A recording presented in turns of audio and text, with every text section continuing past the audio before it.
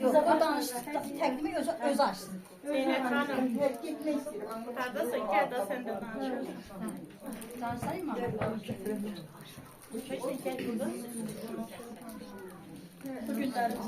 Kimse danışmıyor.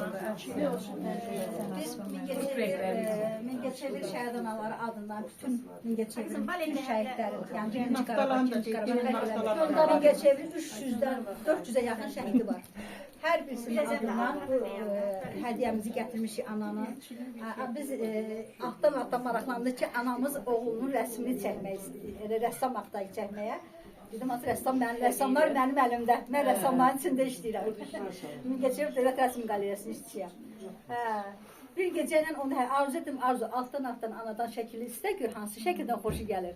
Bir də arzu ilə ikimiz, yəni dayanmadıq, axtardıq, tapdıq. İndi ana özün aç, buradan başlayacaq bana.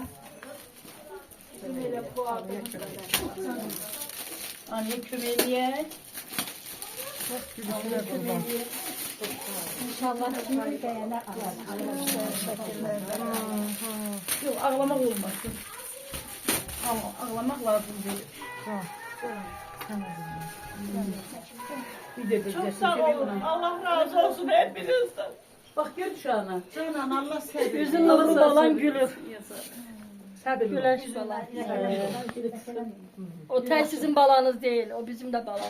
Ana, göz yaşı Buranı da Mingəçevir şəhid ailələri adından şəhid Məmmədli Cavidan Abdüləziz oğlunun ailəsinə xatirə.